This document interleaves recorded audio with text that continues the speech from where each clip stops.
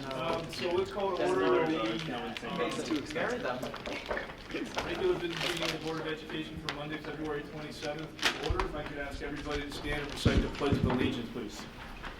I pledge allegiance to the flag of the United States of America and to the republic for which it stands, one nation, under God, indivisible, with liberty and justice for all.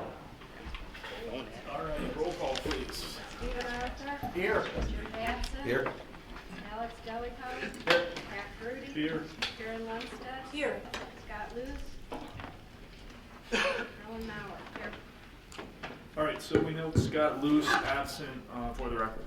Our agenda today, I actually have no update, so nothing on the president's report. We'll have brief updates from our main student reps today. Superintendent's report has a number of items. We will open it up for public comment. I would like to remind everybody to keep their comments to about 3 minutes, please. We will approve the consent vote agenda, which was reviewed earlier this month. Brief updates, lots of policy updates from program and personnel.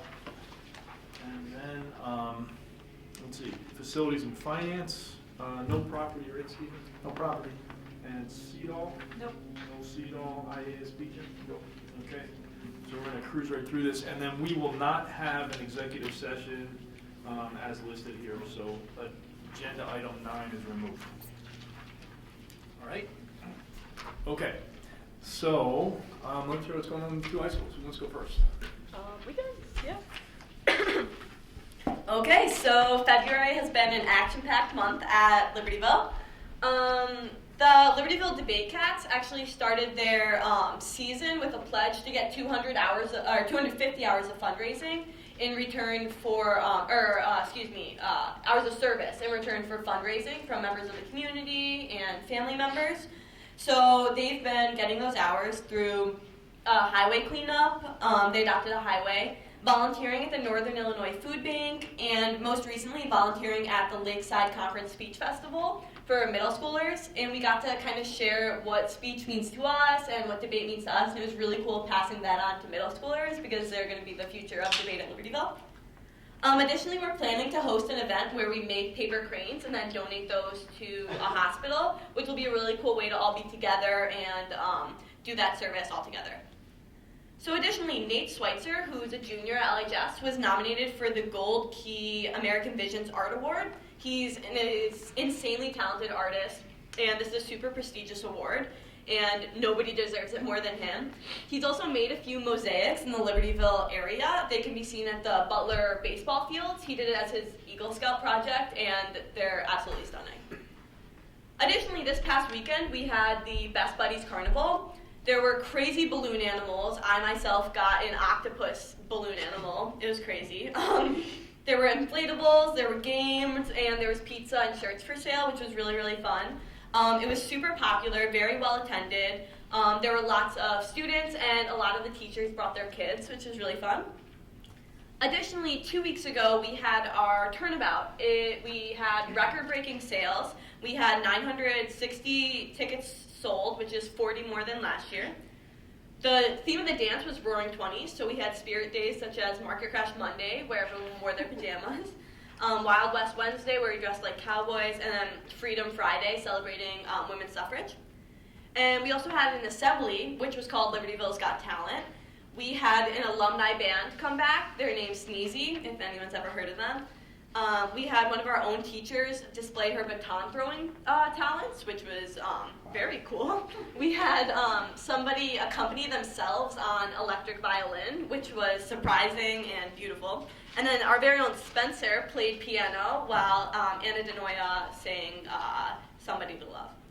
Finally, we had Caring for Cambodia Band Jam, which was hosted at Mickey Finn's. Local LHS bands performed, and tickets were $15 each. And they raised money for their service trip to Cambodia. There was huge attendance, and it was a really cool way to fundraise that actually allowed a lot of people to have fun and enjoy the bands while also raising money for an awesome cause. Cool. So, LHS WISE got the Worldwide Youth in Science and Engineering second place at regionals. Woohoo! So Emily Regan, Megan Mullins, and Alex Duffy qualified for debate nationals, which will be in Louisville over Memorial Day weekend. I just came from the school where boys basketball is currently having their regionals. They were up 34-19 at halftime. Looks good against Warren. Girls basketball, however, lost at regionals, but gave really good effort. We had our winter play, the dining room. It went very well both nights. Some good attendance there. There was Snowball in Wisconsin, which is a prevention leadership workshop, and it looked like everyone was really having a really good time. Also at Libertyville, it looks like the Zoning Board of Appeals is hanging out over there. I got some light reading, and I think that's, turn over to Daniel. Alrighty, so we just had our new Drops of Ink come out, and it was inspired by Humans of New York, and so we had Humans of Libertyville. So it was basically featuring stories of people, students and graduates, not graduates, but students and teachers who typically don't get recognized at Libertyville. It was super interesting to read about like each of their little vignettes and such. Math team placed first at the ICTM regionals at Stevenson High School, and they will be competing at state at U of I on May 5th and 6th. Orchestra Council held an event called Iron Chef Orchestra, in which I was one of the judges, and we had the orchestra students kind of combine together from all different grades, and they had to kind of cook breakfast and dinner. The secret ingredients for breakfast was sweet potatoes, and dinner and dessert was saltines. And so some of the stuff I saw was ridiculous. One team made a blueberry yam compote for pancakes. I didn't know what a compote was, but it's like a concentrated blueberry sauce. It was fantastic. And the same group also made for dessert a heart cake with chocolate syrup drizzled diagonally, and the others with saltine caramel sauce and then baked apples on it. They had 30 minutes to bake, and it was like fantastic. So that was a super fun way to kind of just bond through just cooking. Rumor has it there will be a new club coming to LHS called Fast Foodies, and it's basically going to be a once-a-month trip to different fast food areas to discuss and eat the different kind of foods at at Libertyville. That may or may not be spearheaded by me, so just get ready to learn more about Fast Foodies. Currently this week there is International Language Week.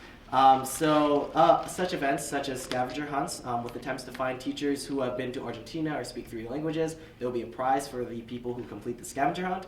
And there is all week long different ethnic foods being sold outside the cafeteria. Today was gelato, and we're eventually going to get churros and chocolate croissants.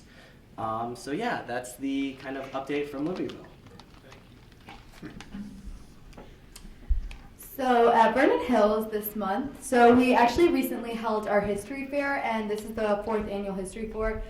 And this year, all the history classes participated. So last year, I was in APUSH, and our APUSH classes didn't participate, but I thought it was really cool that all of our history classes were doing it this year. So we had over 200 students actually participate in this, and basically they were able to display their research project about one thing in United States history that they found interesting and wanted to learn more about. And we actually had over 30 students compete at the regionals competition over the weekend, so we'll have some going down to state.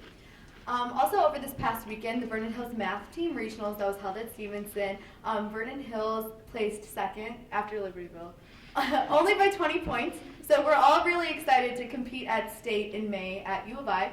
And we also had several individual and team medalists. We also had our Scholastic Bowl tournament last weekend in Niles North, and our JV team actually won the whole conference, so that was really cool. And Turnabout was also this past Saturday, and it was our first Turnabout, and we all had a great time, and I'd say it was a success. The whole week leading up to it, we were fundraising for the cause of Relay for Life, and at our assembly, we found out that we actually raised almost $900 throughout the week, and we did this really cool light support thing with our phones and flashlights during the assembly with the whole school. And we also have had recent sales through Student Council. For example, the freshmen and sophomores sold lollipops, and the seniors sold root beer floats to raise money for different projects around the world. We also had some clubs attend Snowball, a lot of people from Sparking VIP to attend team building activities and learn more about prevention and leadership. All right, and then our WISE team performed very well at the regional competition at CLC.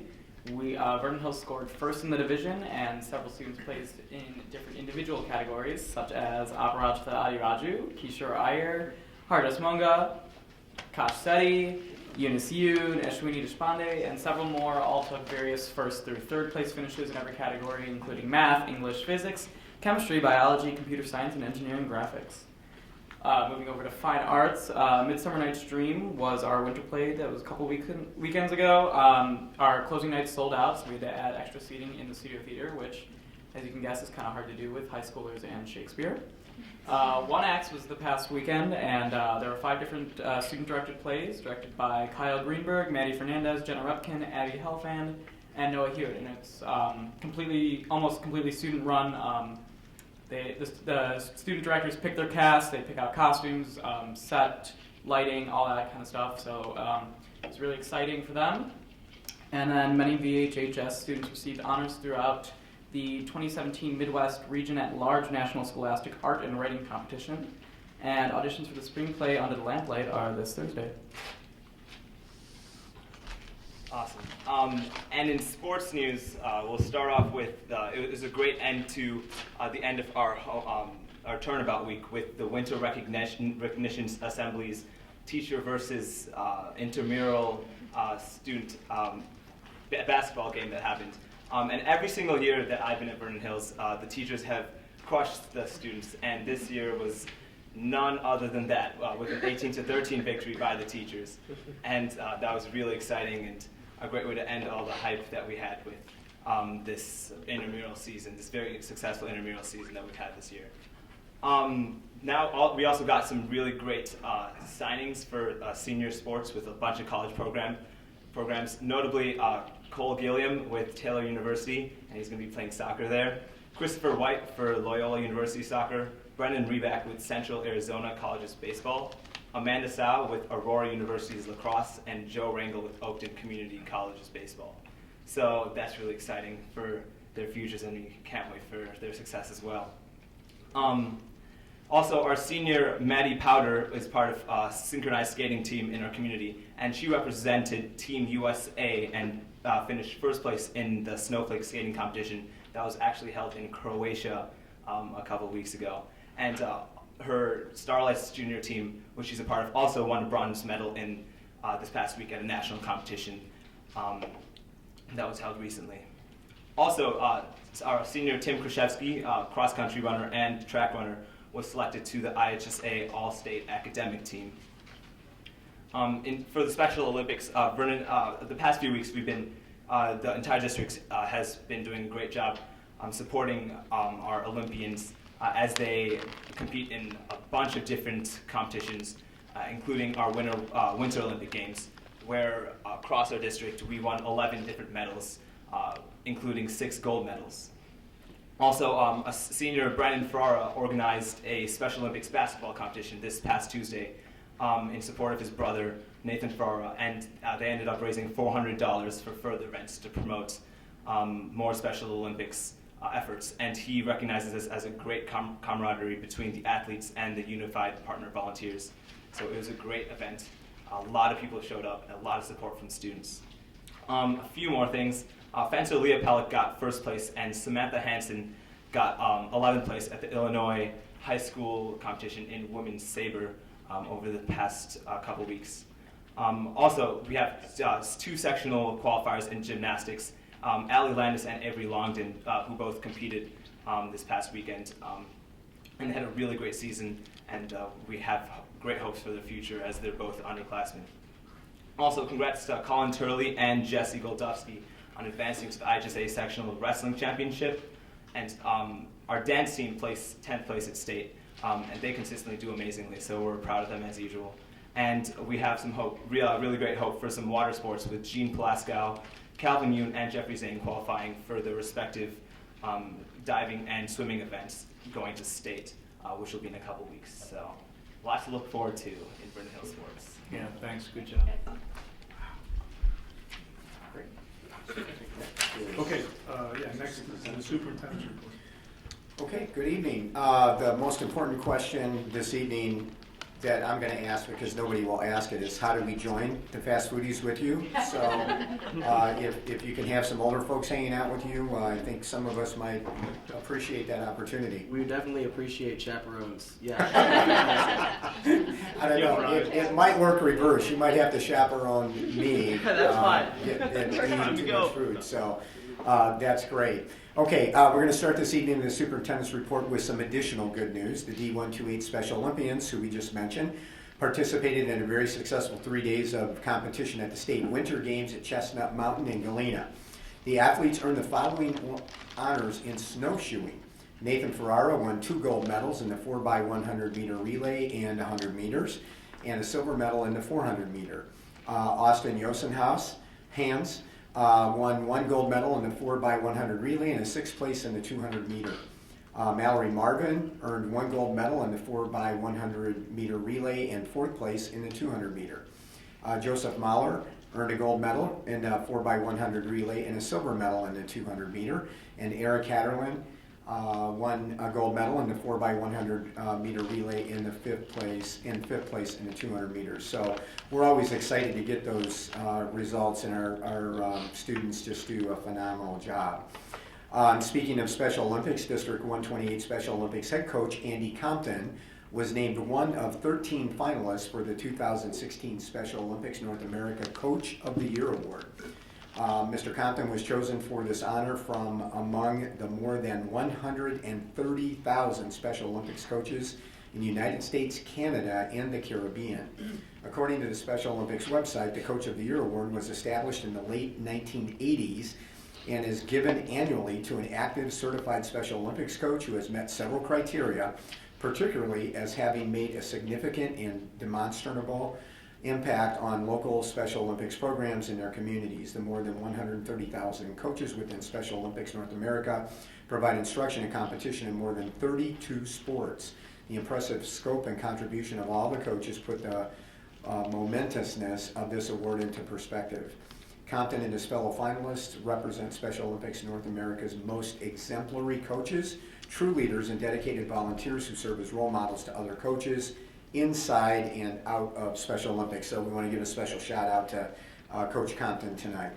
90 members of the VHHS Future Business Leaders of America FBLA Club competed in last month's Northern Area FBLA competition held at Warren Township High School. Among honors received by VHHS students, Junior Hiba Ahmed was elected to serve as the 2017-18 FBLA Northern Area Board Treasurer.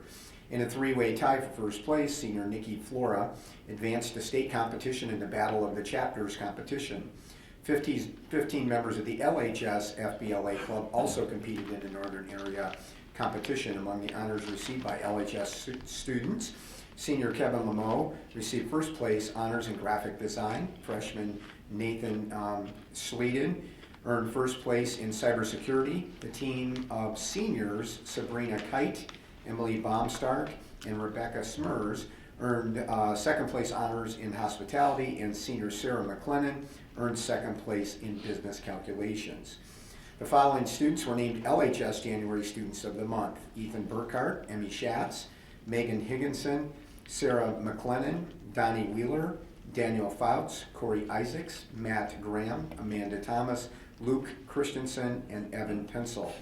The following students were named LHS February Students of the Month: Christian Volker, Madeline Kuntz, Ian Cox, Lexi Bolke, Sophia Denkovsky, Madison Hartwig, Jack Murphy, Chase Quigley, Pat Graham, Madeline Wasser, Alex Hibbert Brown, and Aaron McCain.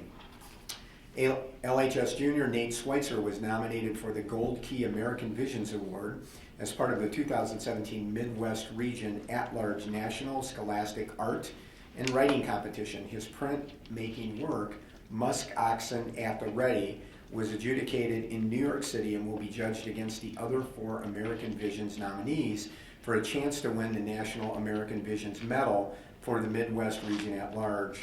In addition, the work will be reviewed by a different panel, which will determine if he receives the distinction of National Silver or Gold Medal. The following LHS art students were recognized by the Illinois High School Art Exhibition: Christina Hugh in Mixed Media, Jake Rodolfi, photography, Amanda Fan, design, Paula Bavarski, drawing, and Shannon Long in ceramics. Since 2014, the IHSAE has awarded high school art students more than $30,000 in cash and prizes, facilitated 150 early college program scholarships, and connected over 600 high school seniors to tuition scholarships, offers totaling more than $50 million. The LHS Jazz Ensembles and Combo recently competed at the North Shore Jazz Festival at Glenbrook South High School. Both ensembles earned a Division I superior rating. And the VHHS JV Scholastic Bowl team won its first ever conference championship last week, beating Glenbrook North 380 to 350 in the final round at Niles North High School. The team was led by strong performances by Kashab Sivaram, Ben Goroshenko, Tyler Kading, Jeffrey Zhang, and David Leschner.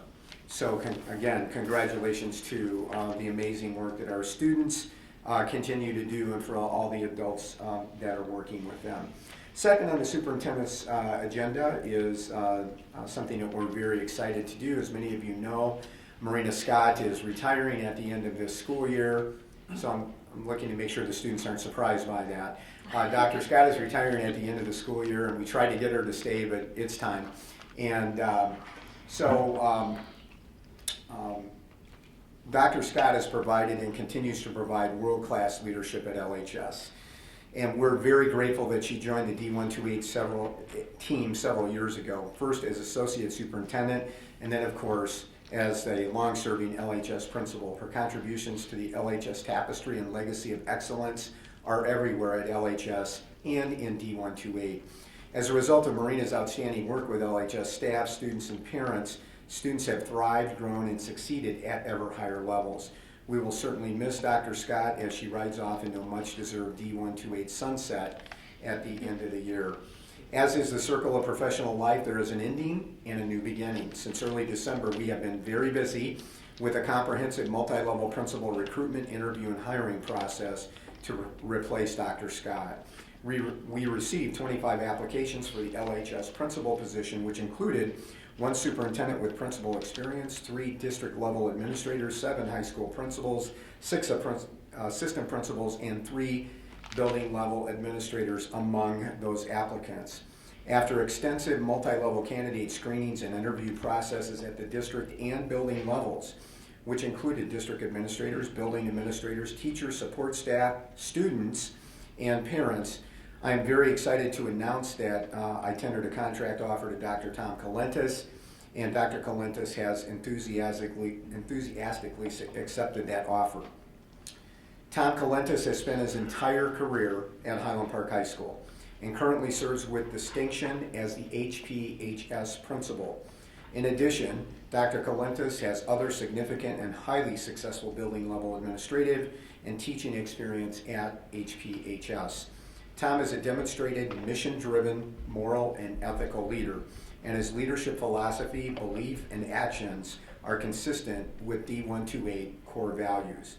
Tom has developed deep relationships with HPHS faculty, staff, students, parents, and has successfully used those relationships to collaboratively lead and push HPHS toward continual student growth and increased student achievement. There is no doubt that he will do the same at LHS. His demonstrated commitment to the success of all students is evident in everything that he has done as an administrator and a teacher.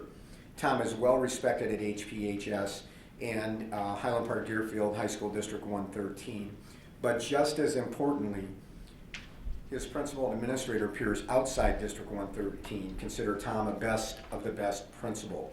We could not agree more, and we are excited to have Tom on the LHS and District 128 teams. We had a number of comments regarding Dr. Colentus from staff and students during the interview process that were frankly amazing. And we're really excited to have him join our family, and he will take LHS to the next level, which is exactly what Dr. Scott would want as she retires. So tonight, I have the pleasure of recommending to the board that we hire Dr. Tom Colentus as the new principal at Libertyville High School. to start July 1, 2017. And so the motion tonight would be to accept the recommendation of Dr. Colintus as principal, and then it would be pending the final posting of the contract as is required by law. We've got several more days to go with that. So without further ado, Ellen, I would ask that maybe you can make the motion on behalf of the board since you're the P&P chair. Okay, I make a motion that we approve the contract of Dr.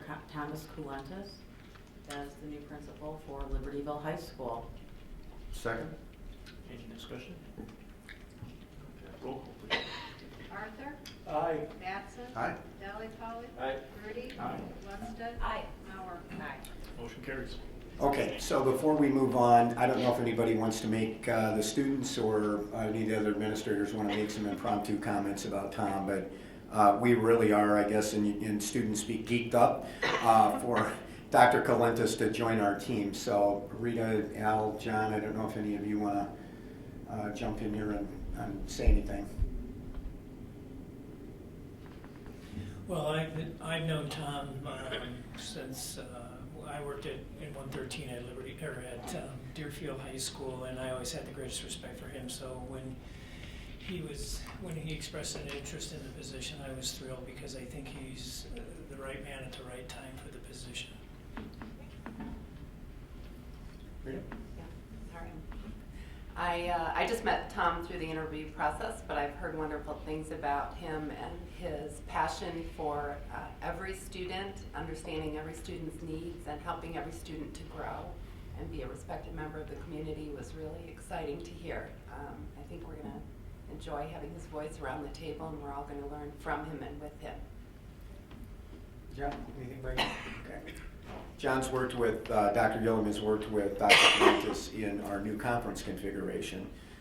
We're excited to see the two of them work together in partnership, and they are both very excited to be working together.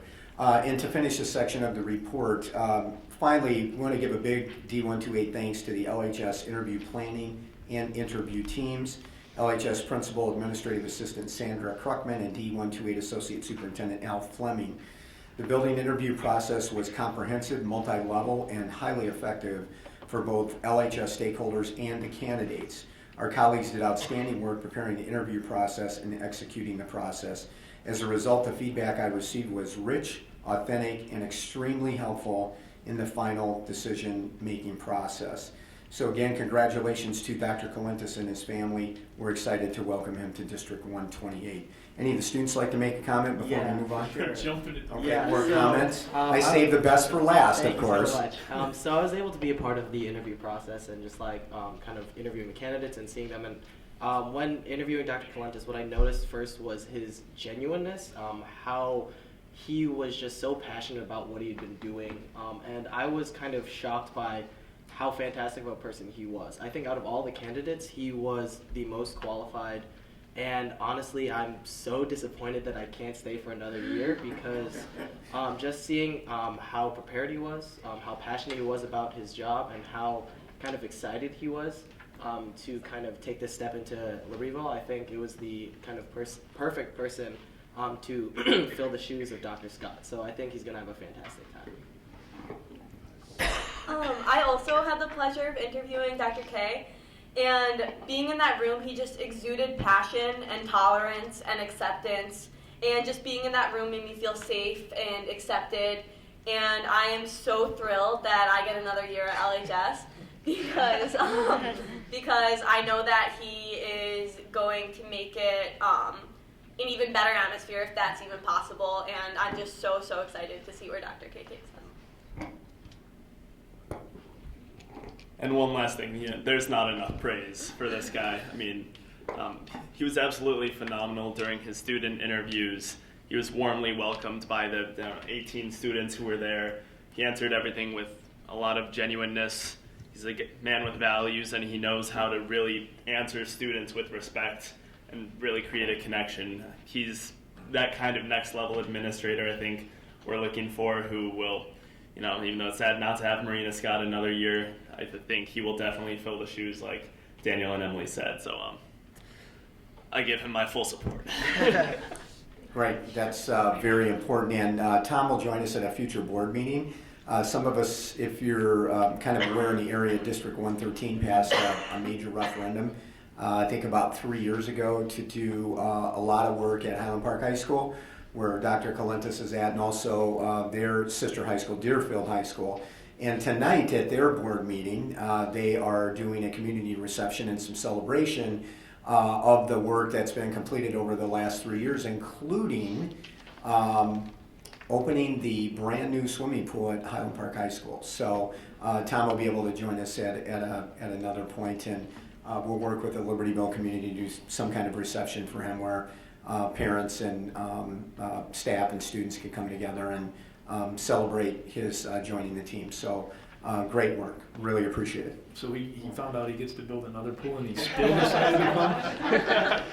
We haven't, Pat, honestly, all the nice stuff and all that is good, but now we know he's got courage too. So. honestly, Pat, we haven't shared that with him yet. So no, that's not true. That's not true. Let me make two comments real quick. One, I just want to acknowledge also the way you guys have handled the interview process. All right, I mean, Prentice kept myself and I think a couple of us involved, or informed as he went, and it's really impressive. I mean, I told Prentice the other day, in all my years of working, I just don't think that we've ever been as thorough as we tend to be here. I mean, we think we are, but it's just real impressive the way we've involved, yourself, other administrators, the building staff, the students. And I know we've hired a lot of good people, but this one in particular, there is a lot of positive feedback, okay? And it's bipartisan, okay? It's coming from all directions, all right? And the other thing is pretty cool. I actually left Tom a message on the phone today, and after he said, sorry, I'm not here to take your call, he then repeated the whole message in Spanish. Okay, so that's pretty cool. All right? So I can't wait to meet him. I think it's gonna be exciting. Great. All right. Okay, thanks. Next up, we have established the next 2 dates for our school Finance 101 presentations and discussions with the community. The next presentation and discussion will be at the Village of Vernon Hills, and it will be Wednesday, March 15th. Wednesday, March 15th from 7 to 9 p.m., although we went a little longer than that the last time, which is actually a great thing.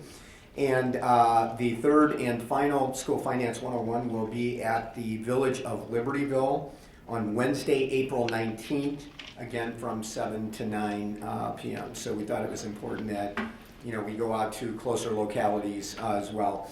And Pat and Alex can certainly jump into this, and several board members were in the audience as citizens at the last meeting. And just to do a quick highlight, we had roughly 30 citizens there, which was great. We finished 9:30, 9:45, covered a lot of ground, had some good discussion, great questions. Back and forth, and I think the feedback we received from the presentation from folks that were there that night and some additional follow-up that I received by email was thankful that we're going out and doing that kind of work, and secondly appreciative of the discussion back and forth and the additional understanding. We did have school board representatives from a couple of our feeder districts there, from District 70 and round out District 72. So helpful to have them there because we're in the same area and kind of the same property taxes, the same folks. So I think the feedback overall was very good about the evening. Pat, I don't know if you want to add anything. No, to that. I was really impressed. Number one, that we got 30 people. Number two, we were there almost 3 hours. And virtually everybody stayed the whole time. I would have expected after 9 o'clock people might have tailed off, but no, they all stayed. They were very engaged. They asked a lot of questions, and I thought it was a great night for them. Great, Alex. Any No, comments? I'm very much in agreement with everything you said. Okay, great. Bo, can you move the next slide up? We did want to clarify one slide. Now, Pat actually clarified this at the presentation, but the visual on this was somewhat misleading.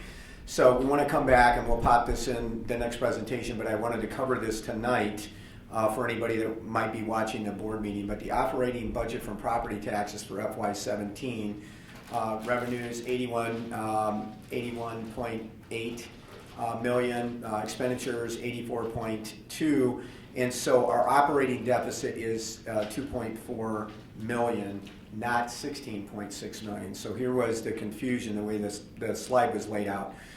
There are additional expenses that will be paid from reserves, so not current or future property taxes. So that will not be part of our, has to be accounted for as expenditures, but will not be part of our normal, let's say, operating budget. So in bond and interest, $6.2 million, that's the last of our bond payments from the board paying our bonds off, actually buying the bonds and then paying ourselves the bond and interest. And then $8 million has been allocated for the LHS pool. Now, so we understand moving forward, we'll keep track, particularly of that $8 million, because June 30th is approaching pretty rapidly. We are working, hopefully, to finalize the contract with our construction manager, and then we can start moving that process in earnest. The swimming pool committee is still meeting. It was really helpful for them to do some of their work ahead of time on the pool. And Alex is meeting with the pool committee, and they've already done some value engineering on some things, cost containment moving forward. So kudos to the pool committee and Alex for that work to keep us under the total price tag of $21.5 million or less. So we'll keep track of that $8 million because by the end of the year we may not have spent $8 million in this fiscal year, the way our fiscal year falls. So I think Pat will be able to update that number as we get, a couple months down the road and see what that's going to look like in terms of actual expenditures from reserves. And the last piece is, since both of those come from reserves, that's $14.2 million if it was all spent, that will reduce our reserves by that amount, just to make that point clear. So again, just wanted to kind of give us a better visual on the picture. So you want to comment on that? That's cash basis accounting, right? Okay, so let's be clear on that. The other thing is, in the next two, let's make sure we make the point on the $8 million, because I think we honed everybody in on the reserves at like $62 million, if I recall. 60. Well, after the expenditures. Yeah, but that again assumed we would spend all 8. I think at this point we may not spend all 8, so we might as well just get ahead of that so that when the reserves are a little bit favorable to what we said the other night, we can tell people they're going to be within some range. Okay. Yeah, we can keep that running list of 21. Eventually it's going to be 21.5 or less moving forward. Okay. All right. Thanks. We've been tracking the Brainerd Memorial because we're in a process. We've got a design where it looks like we're going to be able to do it, at the cost that the board set. There are some processes to go through with the village. So, Mark, you want to just take a minute and update the public on what you shared at the committee meeting? Okay, sure. The village has our drawings and our concept, and the location that we feel is best placement for the memorial on the property. So we are waiting to hear back from them as to the designation of the memorial and how that falls into their codes. And once we have that, we'll get our setbacks from the property line, and then we can proceed with the bid process. Okay, great. Board have any questions on that? Very similar to what we talked about before.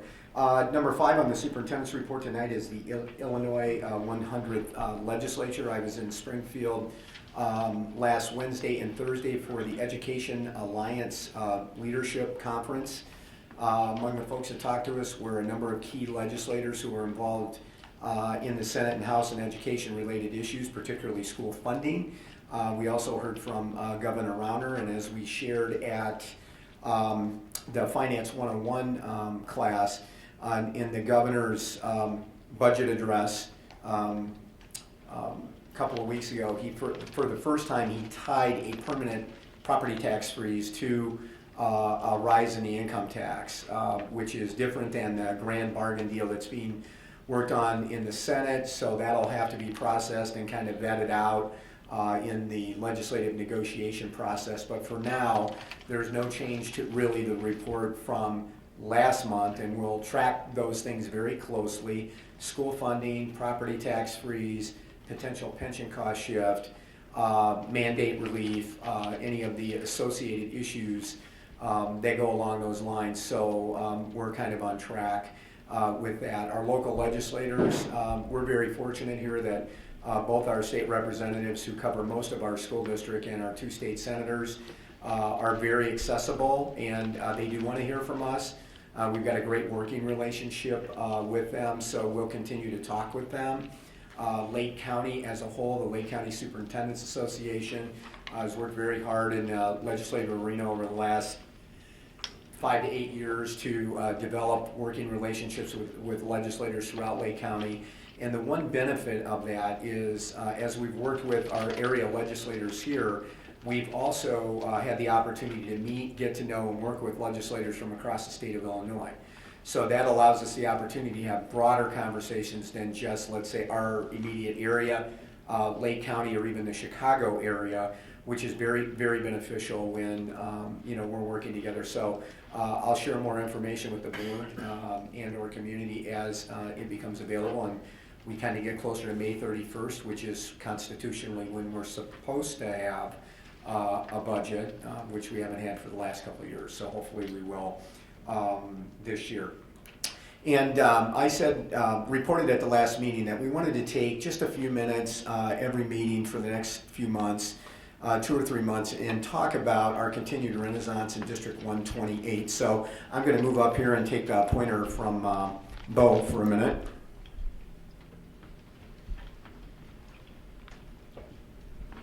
At least I think I am. Okay, which way does this one go? Okay, that's pretty simple. Even I can do that. Stuart, can you hear me okay?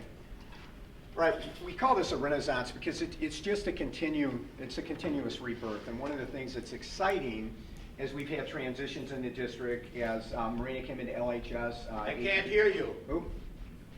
Pardon? I can't hear you. Okay, then I will use a microphone. How about now? Is that better? Better, yeah. A little better? Okay, good. Because I don't know if you don't tell me, so I appreciate that. Okay, thank you very much. I appreciate that. We call that a renaissance, again, because it's continual renewal. So for example, as we've had renewal in leadership across the district, as Ellen Swick, as Jim Whittington retired, and Ellen Swick came in for her great run as the VHHS principal, and then John came in 3 years ago to take that position. Marina came in 8 years ago. Now Tom Kalentis is coming in. And at the same time, we've had a lot of transition with staff, too, through retirement. As you might imagine, with these wonderful students here to work with, teachers come here, and they will spend their entire career. And over the last 10 years, a number of those teachers retired together. So we've had kind of a rebirth in our teaching staff as well. And so as you look at many places in the district, we continue this renaissance. And what that's all about is continual growth. It's continuing to move forward. So if you'll see here, we just put a few things down, and as we get toward the bottom of this in later meetings, Rita's going to jump up here with me and talk about a few things. But if you will take a look at this, we really think that our renaissance continues to happen in this district because we're focused on the right things. So our mission, our vision, our expectations, our collective focus, our people, okay, at all levels, our research-driven, data-informed actions, and measuring our success. We think that all of those things are important to our overall success. Tonight, I'm just going to take a few minutes again on mission and vision and expectations, and then we'll come back at later meetings and just touch upon focus and people and research and data and measures of success. So I'm going to review this again because it's important, because it tells our story, and we all need to be storytellers about District 128. Niche.com rated District 128 the #1 school district in Illinois and the #2 district in the United States. We were ranked the 2nd safest school in Illinois and the 22nd safest in the United States. We also had rated the 2nd best teachers in Illinois and the 4th best teachers in the United States. Chicago Magazine ranked LHS and VHHS #1 and 2 respectively among Lake County high schools in the fall of this year. And as you are well aware, some of the highest performing high schools in the United States are right here in Lake County. U.S. News and World Report, best high school rankings come out in the fall, and in the past year we were silver medalists at both high schools. Okay, this is kind of the bottom line for us at the end of the day is how are our students doing? And so we just want to take a look at these measures again. If you look at the graduating years from 2005 to 2016, this is the ACT composite score, so all the tests taken together. And you'll note again that District 128 was at 24.4 in 2005, and our composite is now 25.5. And then you can see LHS and VHHS and the state. The thing to remember about ACT is anything 0.3 or higher or lower is statistically significant. So when you already have a very high performing school district, it's harder to move the needle up on this score. So that 1.2 growth there is significant. In fact, it's amazing. On advanced placement growth and achievement, one of the things that our former superintendent Dave Clough brought to the district when he came in was a vision to increase opportunities for students in the AP classes that had not been traditionally open to them.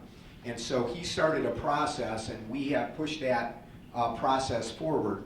If you're not familiar with advanced placement, that is a nationally kind of based curriculum, college curriculum in different advanced placement subjects, at which at the end students have the opportunity to take AP exams and potentially earn college credit at 3, 4, and 5, or 4 and 5 on those tests. So we want to talk a little bit about our growth and some of our successes here.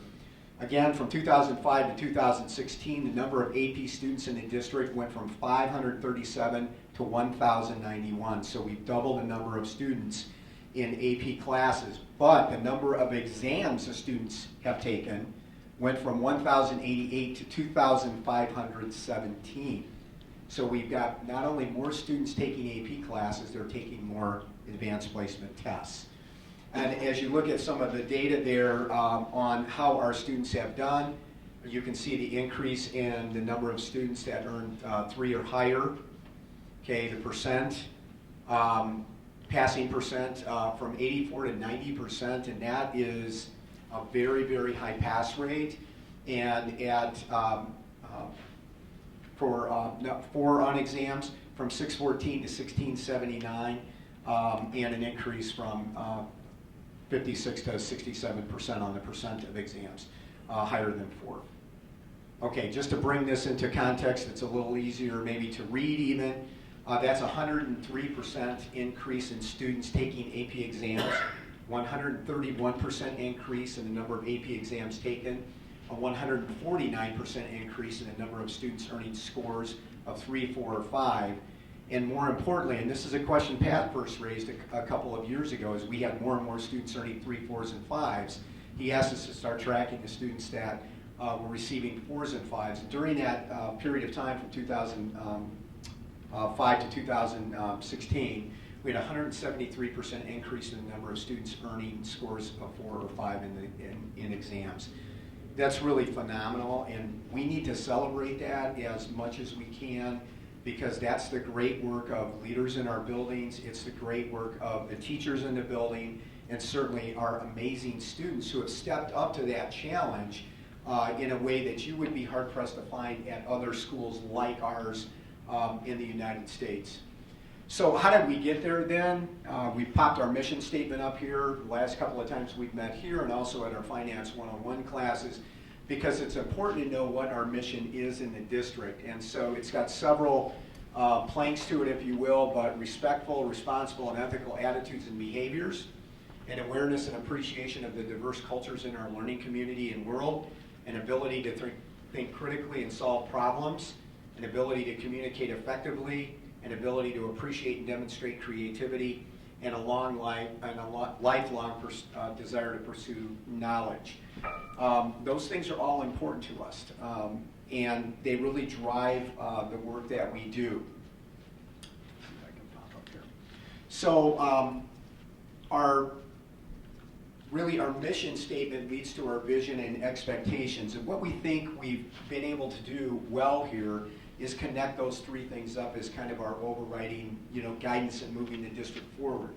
So if we take that mission and some of those planks and we really kind of characterized a vision for the district, it would be that our students continue to grow and achieve at higher levels. That really becomes the vision for our district.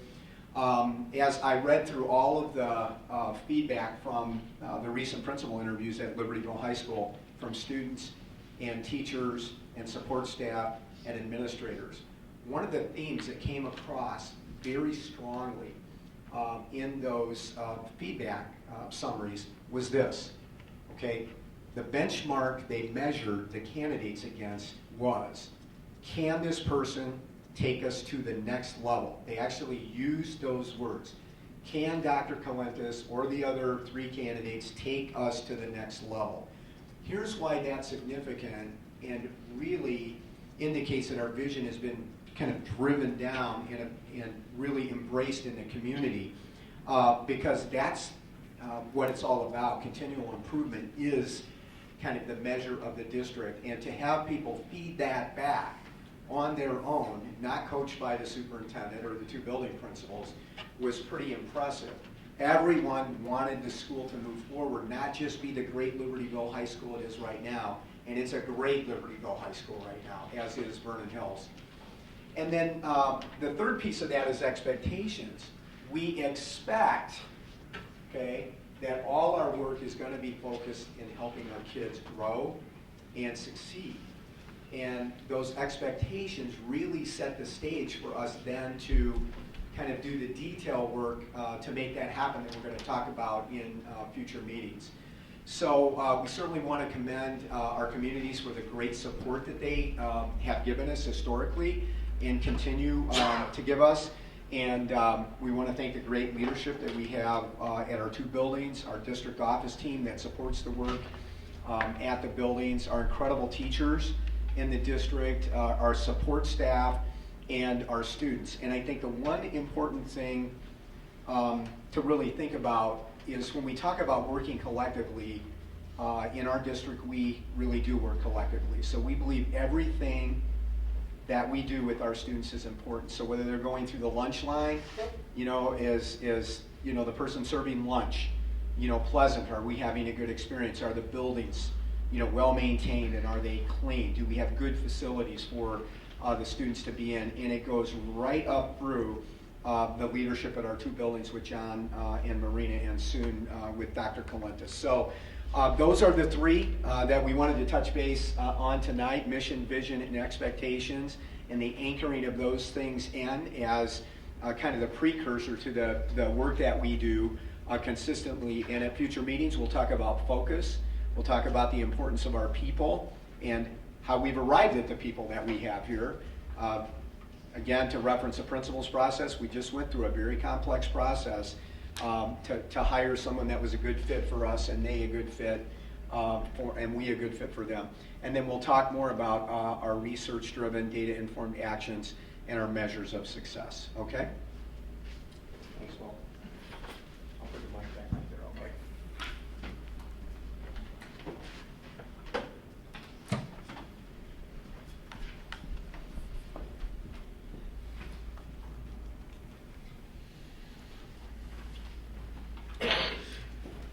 Okay, to move on with the superintendent's report this evening. There has been a change in state statute that now expects us to read in freedom of information requests. Before the board has received that information, now we are required to indicate the name of the requester, the information requested, and when we responded. So we'll have to spend a few more minutes on this at board meetings every month. So the first FOIA request we received, freedom of information request we received this month, was on 1/24/17. It was from Anna Dre, and she asked for copies of any and all communications, including letters, emails, memos, texts, and other related information, including paper and electronic communication on district or personal devices, computers pertaining to the search for a new LHS principal to replace Dr. Marina Scott. The information request covers all communications between and among District 128 Superintendent Lee, board members, LHS principal and assistant principals, VHHS principal and assistant principals, parent CAD officers, any firm solicited, interviewed, or engaged in the search. We responded to that FOIA on 1/31/17. Second request we received was from Kay Forrester was follow-up on a narrowed request from earlier. Requested all legal billing statements between May 1, 2016 and July 31, 2016. The response date was 1/31/17. On 2/1/17, Anna Dre requested the following: copies of any and all communications, including letters, emails, memos, texts, and other related information, paper and electronic communication on district or personal devices, computers pertaining to the search for a new LHS principal to replace Dr. Marina Scott. The information request covers all the above referenced documents and communications to or from D128 Associate Superintendent Al Fleming, D128 Assistant Superintendent Rita Fisher. 2, on that request, specifics about where the job opening for principal of Libertyville High School to replace Marina Scott was posted, and 3, names of search firms contacted and are employed in the job search for the principal of Libertyville High School to replace Marina Scott. We responded to that request on 2/8/17. Next request received was from Kate Forrester. Again, a follow-up narrowed request for information from an earlier request. Copies of all legal billing statements from all sources from August 1st, 2016 to October 10th, 2016. That was originally responded to on 2/8/17 because it was a voluminous request. We requested a 5-day extension, and the extension deadline was granted to 2/15/17. And finally, on 2/1/17, from Kate Forster, copy of a narrowed follow-up on a narrowed request. Again, copies of all legal bills from all sources from May 1, 2016 and July 31, 2016. Original response date was 2/8/17. Requested a 5-day extension due to voluminous request, and the extension deadline was extended to 2/15/17. So those are the FOIAs for this month. And we have one donation acknowledgement this evening, and this is to Mr. Nicholas McDermott, who lives in Lake Bluff. Mr. McDermott donated a 1995 Jeep Grand Cherokee automobile to Libertyville High School, and this donation will be used by the automotive technology classes and will be junked once it is of no further use. So again, thanks to Mr. McDermott for contributing to our auto program. And Dr. Gertie, believe it or not, I think that concludes the superintendent's report. Okay, just one question. Order of magnitude, just to satisfy this month's FOIA request, roughly how many man-hours? I mean, it looks like a lot. I'm just going to compile a class. Yeah, again, I'm just looking for a ballpark. Was it 40 hours, 80 hours, 120 hours? 15 to 20 hours. For all of us? Okay, so about. Okay. I guess I'm talking about my time. Maybe it's Your time. That's why I'm actually asking collectively. Somebody has to copy all this stuff and do all that. Yeah, it's quite a number of hours. 20 probably this month, Okay. collective. So did we add this to the list of our unfunded mandates? We I mean, could. it's something we got to do. I get it. I don't know. We It's could. something we shouldn't, but every once in a while these things are, hey, if we got to read it into the record what we're getting, I think we need to read it into the record roughly how many hours it takes us to do that. In fact, Well, we can do that. We can do that. you estimate guys every month. may want to just give us a ballpark number. I'm just kind of curious because we're trying the best we can to contain our administrative costs and headcount, and this is real. It's real money at the end of the day. Okay. All right. Okay, we Anything can do else? that. Okay. All right. Public comment. So I would like to remind everybody to try to keep their comments at 3 minutes or less. I know there are people here that have other things they need to do in Libertyville this evening. So. Tim, make sure the mic's on, okay? Mike on, can you hear me? Yep. Yes. Again, state your name and address for the record. I know you know that, but in case anybody Everybody else knows it. Tim Anderson, 821 Bartlett Terrace, Libertyville, Illinois. So tonight I've asked the student reps to stay through the comment period. The last 2 meetings they kind of left before the public comment. I think it's important for them to hear. So I want to remind you that it's a kick and a great thing to be here. 56 years ago when I was a senior at LHS, we didn't have this. I was aware of some of my contemporaries' parents on the school board, but it was a non-event. Now you're involved. And it looks good on your resume, on your transcript, that you have this position. But I want to remind you that it's your parents and your older brothers and sisters that can vote that put the school board members at that end of the table. after your parents put them at that end of the table, they graciously invited you to this end of the table. You have a tremendous amount of influence and responsibility of citizens of the community. And that's to hear and not ask questions of this board, but ask questions from what you hear at these board meetings. And you've been listening to the public speak since last August. Well, at the last meeting, what you didn't hear was I had made a FOIA request in regards to the sprinklers. And from the response I got from the FOIA request, and it still hasn't been completed, not everything I asked for has been given. That's a different subject for a different time. But from the information that I was able to gain, it is very clear that there was board stringing, which is shopping for contracts under $25,000. And then by talking to the person that didn't bid, Chicago Fire Protection District, it came very clear from his files there was bid rigging. So you have a business office, and there are 4 individuals, 1 retired, 3 currently with the business office, that were involved in allegations of bid rigging. That's a serious, serious allegation, and should not be taken lightly. Now this board knew last May, when they voted on the bids for the sprinklers, they knew then that they had not been requested to have that bid brought to them. All of a sudden the bid showed up for 127, and they did not make a recommendation that they wanted a bid brought to them, which is against the policy. They also heard that the bids they were bidding on for the sprinklers were under a recall. A question came from a board member: why are we paying for it? The response on tape, go back to the May 23rd, the end of the meeting, and you will hear the response was, well, we didn't get it in time. We missed that window to get it redeemed. Now what the board member didn't do is say, are you talking 2 weeks or 2 months? He didn't do that. The answer would have been 8 years. By 8 years they missed the redemption. So the taxpayers, your parents, myself, and other people, had to pay for negligence, gross negligence. But the board knew about that last May and didn't follow up. It was only when I made the FOIA request that I was able to figure out what had happened. I brought this to them last month, and I suggested that they review the FOIA request that I made. If this had been now, my FOIA request would have been read to you. But it's on the line. You just go to the board packet and read it. They didn't do that.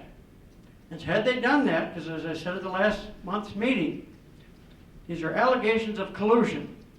I've changed that. These are no longer allegations of collusion.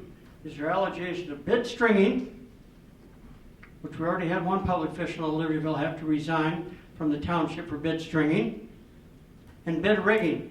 And bid rigging is a very serious allegation. The board has refused to deal with these allegations. It's time for the board to respond. Either they are ignoring it, and if they ignore it, that becomes a cover-up, or they are just oblivious to it. If they don't respond, you and your parents have to ask for a response. These are serious charges. Well, let's see how the board wishes to respond. Thank you. So let me just make sure I ask one clarifying question. Are you alleging then that somebody in either this administration or on this board is guilty of bid rigging or bid stringing? I am suggesting there are 4 people in the business office that are involved in bid stringing and bid rigging, and that the board knew about it or should have known about it last May and didn't follow up. When I made my allegations last month, and I asked you to get a copy of what I got from the business office, you would have come to the same exact conclusion. The evidence is overwhelming and indisputable. Now, the burden is on you to do something about it. Other authorities may choose to step in, but you have to do it, because if you don't get involved, then that's complicit complacency and a cover-up by the board. Okay. So again, in this era of alternative facts, I'm just going to set them straight. Okay. I know from my own personal experience and inquiries, I am neither oblivious to what has happened in this event, nor am I ignorant with respect to what has happened to this event. Okay? Those are the facts. Good evening. Good evening. I'm Carl Lambrecht. I live at 280 Laurel Avenue, Highland Park, Illinois. And I know Tom for a number of years. In fact, by chance, we took out the same book from the public library. Somehow I had left an envelope with my name on it as a bookmark, and then he knew that I had taken out the same book. But anyway, that's a sidebar, and I think a rather unusual one. It's one of the reasons I came here. I've come to about 10 different board meetings. 10 different board meetings, 10 different schools, districts. And one of the things I realized, you have this big, thick book. I don't know if any of you recognize it. It's the Illinois School Code. Starts with the Constitution and one corrupt law after another running schools. Every school board meeting is about the same, from one district to another, depending upon the time of the year, and it just goes with the rhythm of the year. Now we have something else here. The Constitution of the United States. You know, we the people running things. Not very much, but much more significant than this. What I want to say is that basically schools have too much administration. This is a key school. You have a blue ribbon. It's the first school district that I have gone to that has a blue ribbon, aside from Catholic schools. I've been several of those. They have blue ribbons. But I was pointed out as I came into the building by a principal from another school, the young lady there, and she told me of other schools, public schools, that have this. I come from Highland Park. Lake Forest, I know, doesn't have this. New Trier, as I observed when I was there last week for their unusual meeting. And what I want to say is that basically you have what you call feeder schools. You could have one superintendent for all those feeder schools plus this school. And that happens. In fact, we had a superintendent. I mixed these two positions up in my mind. And basically in Highland Park, they say we have too many buildings. Well, it's very simple. When I went to school, we had one principal. Everybody else was a teacher, except for the janitor. And we had two buildings. Second building had nobody from an administrative position. And I think this can be done also because teachers are professional people. They don't need a lot of administration. And if you have all the school boards intact, but have, like Lake Forest, has 2 school districts, but one superintendent for both districts. I think that's possible everywhere, but except I think it could be many more. The Catholic schools have one superintendent and nearly 80,000 students. This is quite something. I just want to touch on these things, and thank you for allowing me to speak. And by the way, I'm not sure I have to tell you where I'm from, but it's in here that tells you the regulations, irrespective of what you put. But thank you again. Bye-bye. You're welcome. Thank you. Okay, anybody else? Hi. I'm taking kind of a slightly different tone. My name is Molly Scheibler, and I have to give my address, 200 Acorn Lane. And I'm here because my son is Tatum Scheibler. I bought a picture so you can see what he looks like. And he graduated from LHS in the class of 2016. And I came here to thank you. The reason why I'm thanking you is because my son was a first transgender student at LHS. And because of you, and because of your right side, being on the right side of history, he is thriving. He's doing great in college, he's getting great grades, making great friends, and because of you and this community, he's happy. And he had the entire 128 school board and staff helping him and was not prejudiced to him, because you allowed him to use the bathroom of his gender identity and allowed him to transition without any prejudice. I'm sure that you are aware of the statistics of suicide amongst transgender students who do not get the support from their community. Some studies show it to be as high as 40%. But Tatum, luckily, is not part of those statistics because of the good decisions that you made in regards to transgender students. The reason why I bought a picture of Tatum is so that you could see that he's not just a student, that he's a son, he's a friend, he's a grandson, and he's a nephew. And he's doing great because he was lucky enough, and very lucky, to have this district behind him. And as a mom, I just really want to thank you all very, very much. Thank you. And I'll add to that, he's also a Wildcat, and make sure he knows he's always welcome back to LHS. Thank you.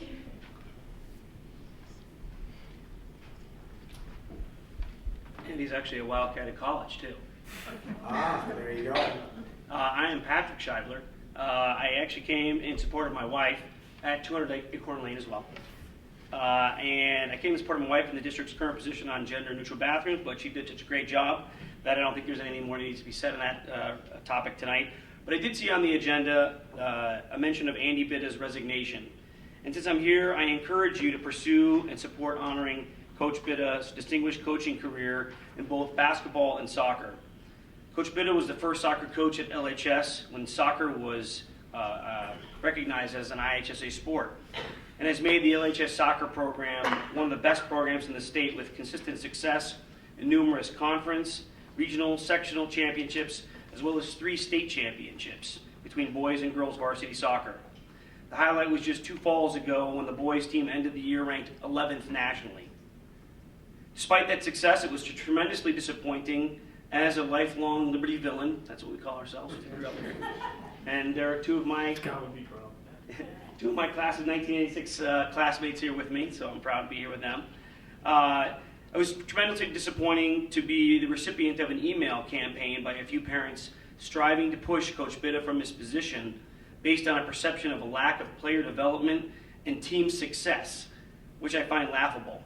He's been one of the most successful coaches in Illinois history if you measure it in terms of wins and losses, but that's not the whole story. As part of my note of support to Coach Bitta to Dr. Scott, in the midst of all of this, I felt it was important to point out what I was taught as a student athlete at LHS and while getting my coaching minor in college, that coaching at any level should involve teaching the athletes about the sport and about how to compete and win.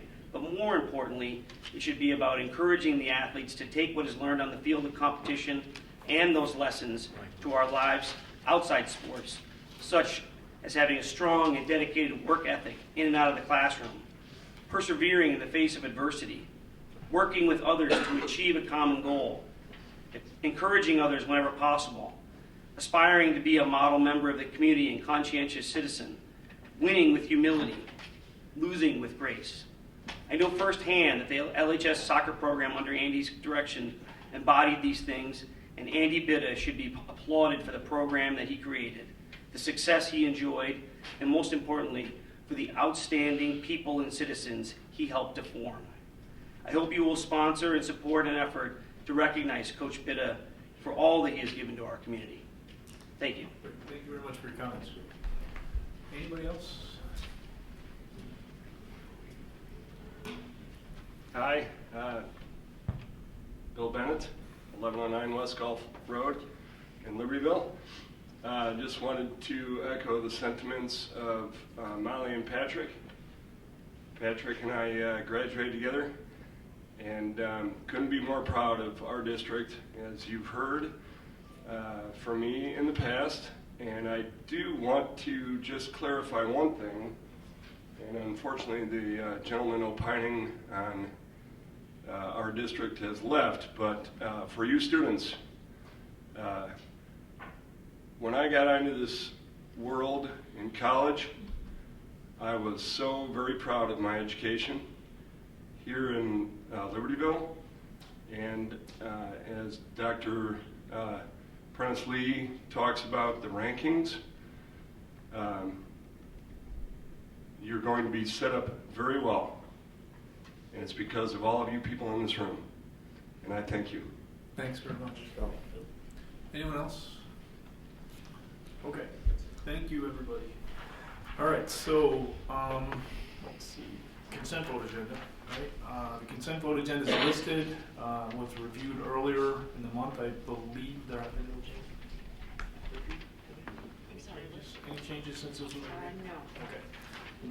So if I could ask for a motion to approve the consent vote agenda, please. So moved. Second, Laura? Second. Any discussion? Not roll call, please. Batson. Aye. Ellie Polly. Aye. Grudy. Aye. Lundstedt. Aye. Mauer. Aye. Arthur. Aye. All right, motion carries. Program and Personnel, Chairperson Mauer. Okay, this is a long one. We've got, let's look, 22 different policies that we have for a second reading. Since we did not, first required accessibility on district websites. That's the first part. Does someone want to take that? Go over the policies. Sure. You want me to do it? Okay, I'll do it. As we reported to the board at the committee meeting, the USDOE and OCR requires that all public websites are accessible. That would be visually and audibly. And so they've started a process of notifying school districts that they need to bring their websites into compliance. And so Mick Torres, our technology director, and our technology team were kind of already on that process prior to us receiving notification from OCR that we needed to address that issue. So we'll be working with most likely a third-party outside vendor moving forward to make that happen. Those companies have an ability to run a scan on all our web pages and tell us where we need to bring those into compliance. So we'll be working with them and happy to do that over a period of time. We will have to expend some resources in order to do that, but we'll come back to the board obviously with the plan. So to this speak. is just an update. There's nothing to vote on. Right. There's nothing to vote on that issue. Right. Thank you, Ellen. Okay, so next we have the 22 policies. All right, first we have under school board, policy 2120, board member development. This cleans up language to align with Senate Bill 100 requiring board training, which we already do, but now we're codifying it in the policy manual. Policy 200, types of Board of Education meetings. Local Government Wage Increase Transparency Act requires certain disclosable payments to some IMRF employees to be discussed in open sessions per the Open Meetings Act. So it's not that we ever didn't do that before, but now we have to update the policy to come into compliance with that. Then we have policy 2220, Board of Education meeting procedure. Two public acts require us amending this, the Open Meetings Act and this policy. So it just puts the little changes in for school board meeting proceedings. Under general school administration, under policy 340, superintendent, it cleans up language. So anytime it says certificate, it now says professional educator license. Anytime it used to say state certification board, it now says Illinois State Educator Preparation and Licensure Board. Policy 350, administrative personnel other than superintendent, exact same changes as the previous policy we just discussed, clarifying the same exact language, same exact things. Then we have operational services, policy 410, fiscal and business management.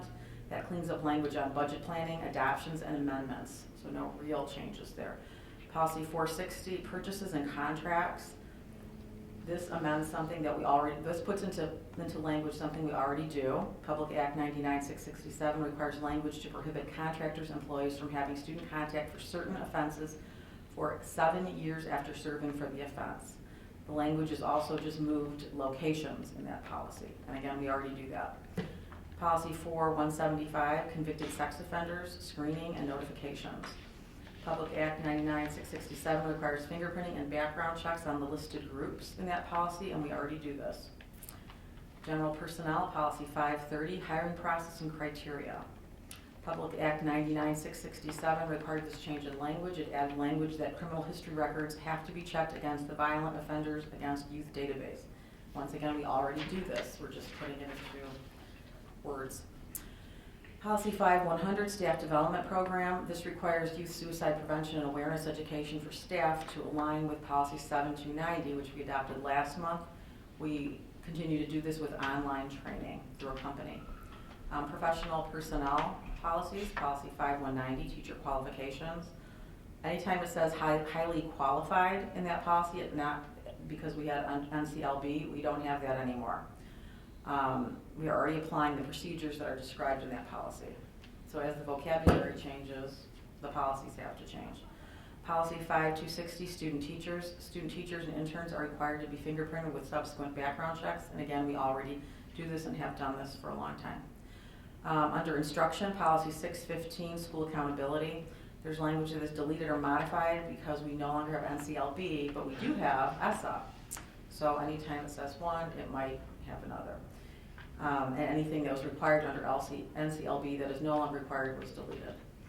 Policy 660, curriculum content. Language is added regarding driver's ed curriculum due to the passing of Public Act 99720. So beginning with the 17-18 school year, instruction is required for traffic stop procedures and how students would respond to those, and that has to be included in the curriculum. Policy 6140, the education of homeless children. Where it used to say the Vento Act or the Homeless Act, it now says the McKinney-Vento Act. Policy 6160, English learners, new language emphasis, informing parents and allowing them to participate in helping their student attain proficiency. Policy 6310, high school credit for non-district experiences, course substitutions, and re-entering students. The deleted language in there was moved. It's still applicable, but it's been moved to policy 7260. Policy 6340, student testing and assessment program. Park language was removed since we don't give the park test anymore, and assessment reporting is outlined as required by the new state law.